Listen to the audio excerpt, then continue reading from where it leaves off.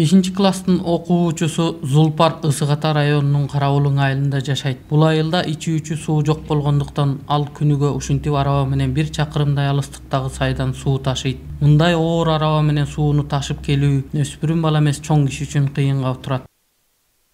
Союз убагында 3 көчө эл жашаган бул айылда суунун жоктугунан улам бүгүнкү күндө 7 гана түтүн калган. Ичүүчү суу маселеси чечилсе бул айылда туруктуу жашагысы келгендер көп дейт Курманбек Чимчиков. Илгери бул Карабулуң деген кичинекей айыл болчу, бирок 3 көчөсү бар болчу.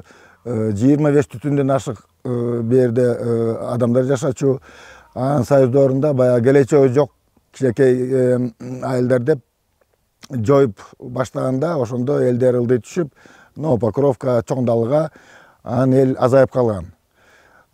Бирок ошого карабастан баары бир азыр бу жерде эл жашап атат. Азыркы күндө жашап аткандар бир 7 түтүн бар. Мындайча 13-14 участок болуп калды. Жашай турган жерлер бар. Анан азыр эл жашабаган себеби иче турган суу маселеси болуп атат. Жакын ылдый жагыбызда Чоң Далы айылы, ошо биз көчө катары карайбыз. Ошондо водокачкасы бар. Бу жерден 1,7 километр чакырымда бар да. Ошо жерден сууну алып келсе, мен оюмча ушу баягы илгерки Карабулуң деген айыл анча-мынча өнүкмөк. Бу жерге жашайын деген элдер көп. Бирок суу маселеси боюнча эч кимиси келгиси келбейт. Свет Кудайга шүгүр бар. Ошо бир эле маселе, чоң маселе ошо иче турган суу. Таза суу жок болгондуктан карабулуңдуктар мал кечкен сайдын суусун тундуруп ичишет. Карабулуң деген айылда маселелер жалаң суу боюнча. Арыктан суу ичишет, алып келип тундуруп ичишет. Өйдү жакта уш эле бар, Норус деген суусу келет да. Аякта мал жайылат, анан дачаларда салып алган. Таза эмес болгон үчүн ошо тундуруп коюп ичип атабыз, кайнатып эмне кыласың? Суу жок болсо. Күнүгө суу ташыганга шарт жок. Кээ бирөөнүн унаасы бар, алып келип ичет, кээ бирөөнүн унаасы жок. Ошо тачка-пачка менен сайга жерге барып сайдан алып келип ичишет. Убагында белгилүү обончу Үсөн Сыдыков ушул айылда жашап, кийин ал дагы суу көйгөйүнөн улам үйүн таштап көчүп кетүүгө аргасыз болгонун айтат Кулмурза Жолбунов. Азыр биз турган жер Кыргыздын композитору Үсөн Сыдыков аксакалдын үйү. Маркум тиги жакка өтүп кетти. Өзү ушул үйдө отуруп алып ырларды жазып, күйлөрдү жазып, өргүлөрүн барып ошол жерден чыкты да. Арыктан суу ташып ичип, ошонун кеселин тийди ишилип, ооруп калып анан кийин суу ташыгандан эметип, шаарды көстө ийиниске көчүп кеткен. Ошол жакта жашап жүрүп, ошол жерден ооруп каза болду. Маркум тиги жайга кетти, бирок аябай жакшы киши эле да. Мындай жош, кишиге мындай жугумдуу. Качан келсеңер ошол жерде жастын маалында комузун алып алып, дебдерин алып алып жасап отурчу. Ошол кишинин үйү ушул. Азыр эч ким жашабайт. Анан шаарда балдар келбейт, анан сатып ийди деп угабыз. Анан ким билет, бирок эч ким жок да. Ушинтип каралбай калды.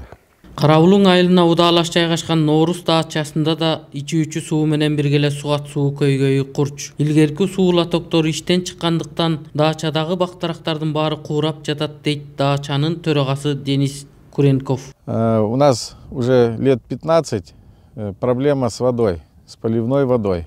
Вот, как вы видите, лотки, которыми мы пользовались, были построены еще при Советском Союзе. И каждый год мы пытались своими силами почистить их, поднять их, чтобы провести воду на даче. В настоящее время у нас на дачах живут в основном пенсионеры. И не хватает, вообще нету поливной воды. Дачи засыхают, люди уезжают, дома разрушаются. В общем, это целый бич нашего садоводческого товарищества. Ну, есть несколько вариантов решения этого вопроса. Можно ставить насос, либо реанимировать как-то эту старую советскую поливную систему. Своими силами мы не в состоянии сделать, поэтому нужны финансовые влияния. Обращаемся к правительству, также обращаемся ко всем, кто может нам помочь. Ичүүчү жана сугат суу маселесин чечүүгө жогорку жактагылар жардам берсе жакшы болмок дешет айыл тургундары. Долинарай деген бир поле бар биздин дачанын астында. Ошого жери лотоктор соо. Могу жерде эле просто битиге кыян жүрүп ушул лотокторду бузуп кеткен да. Ушуну жасап эметкенге каражат жетпей, ушу председатель айткандай ушу жогору өкмөттөргө Садыр Жапаровго же Акылбек Жапаровго ушундай көңүл буруп бизге битиге финанс жагынан жардам бербесе, действительно дачанын күчү келбейт. Ошол могу дачалардын баарында суу жок. Ушулардын баары тең сайдан ичет. Бүтүн ушу өкмөт бияка көңүл буруп ушу дачаларга деле бизге деле ишилип битиге внимание кылып суу тартып берип койсо болот эле. Себеби эгерде водокачкадан тигим айткандай бизге жери 1700 метр жер экен, ошону касып шланг салганга такыр каражат жетпей атат. Эсептеп көрсөк 500-600 миң эле кетет экен. Могу байкелер башында айтып аткан могу лотоктогу суу лоток маяка келет. Башы. Ушул лотокто могу дачаларда сугарат. Ошол лоток бузулуп, лотокко суу келбеген себептен могу дачалар курап атат. Көп кишилердин баары эле баягы суу жок болгондон кийин карабай эле брошенный болуп атат дачалар. Же питьевой суубуз жок, иче турган суубуз жок, же сугарып турган суубуз жок. Ошондой болуп атат да. Албетте Кыргызстан сууга мөңгүгө бай өлкө экени талашсыз. Бирок борборубуз Бишкектен анча алыс эмес жерде элди минтип ылай суу ичип жатканы өтө кейиштүү көрүнүш. Бул видео материалыбыздан соң сууга зар болгон Кара Булуң айылына мамлекет көңүл бурат деген үмүттөбүз.